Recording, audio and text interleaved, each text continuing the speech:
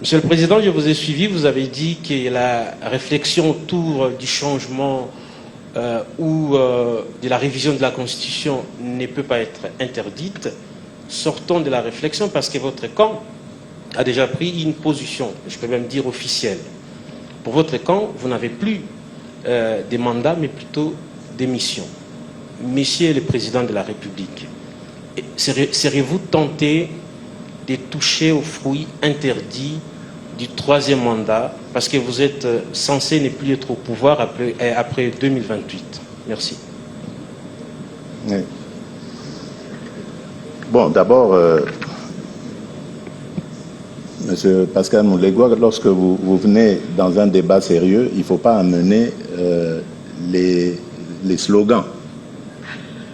C'est tout à fait normal. Vous voyez, en campagne électorale, tout le monde, il est beau, tout le monde, il est gentil. C'est un peu ce qui se passe aussi. Mes partisans, c'est tout à fait normal qu'ils vantent et qu'ils amènent leurs arguments avec des slogans. Ne prenons pas ça en compte.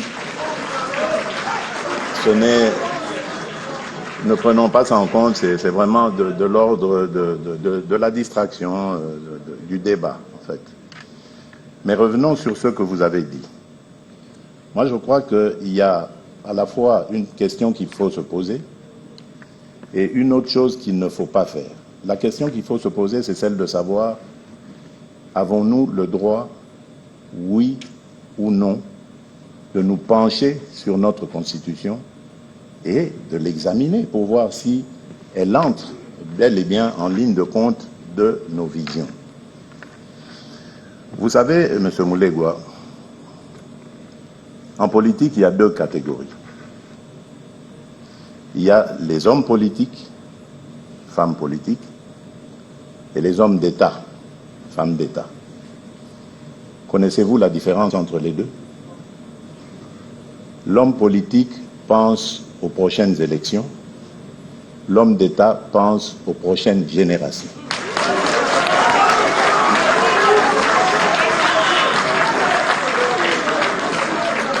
Je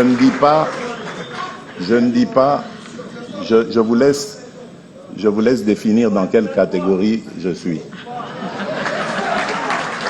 Mais ce que je veux vous dire simplement, c'est que la responsabilité que les Congolais m'ont confiée n'est pas de m'arrêter à ce que je vais faire pendant le mandat.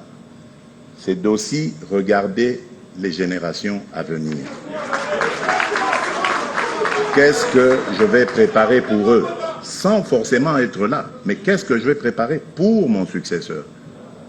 Qu'est-ce que je vais faire pour que celui qui va me succéder ou celle qui va me succéder ait aussi la facilité? Parce que moi, je vous dis, moi, je me mettrai à la disposition de mon successeur. Je n'irai pas prendre les armes contre lui. Et à la disposition de la République. Je vais m'effacer pour lui faire vraiment toute l'honneur, tout l'honneur qui lui revient, mais je serai là dans l'ombre, prêt à servir dès qu'il ou elle a besoin de moi. Et donc, je pense que c'est dans cette optique qu'il faut regarder les choses. Qu'est-ce qui est bien pour nous dans cette Constitution? Faut-il la garder ou pas?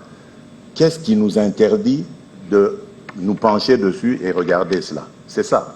Alors la chose qu'il ne faut pas faire, c'est de lier cet exercice à un troisième mandat.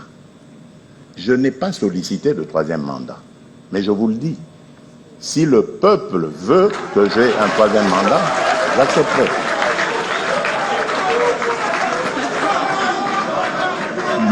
Mon problème,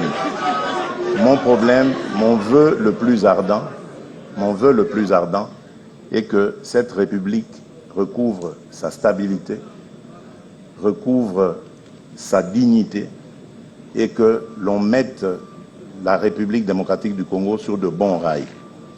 Il ne faut pas regarder notre pays aujourd'hui comme un verre à moitié vide, il faut le regarder comme un verre à moitié plein et se poser la question de comment faire maintenant pour continuer à le remplir. Parce qu'aujourd'hui, nous avons réussi à sortir le Congo du trou noir dans lequel il était. Aujourd'hui, on parle du Congo partout dans le monde. Et ce n'est pas nous, Congolais, qui le disons. Ce sont les étrangers, on les entend, ils disent le Congo est de retour sur la scène internationale. Et d'ailleurs, notre participation, par exemple, au Conseil de sécurité, tout ça démontre que nous jouons aujourd'hui un rôle actif. Nous sommes dans beaucoup de forats. On m'a reproché cela en disant que je voyage, mais vous voyez que ce n'était pas des voyages de villégiature, c'était plutôt des voyages nécessaires. Et moi, je ne demande qu'à rester dans mon pays et à vivre heureux auprès des miens. Donc, oui, moi, je suis pour l'analyse, prendre des experts qui vont étudier cette constitution parce qu'il y a beaucoup de difficultés à cela. Et cela ne doit pas être lié à un troisième mandat quelconque. Je serais heureux de terminer mes 2 mandats en laissant ce pays sur de bons rails, surtout en lui léguant la paix.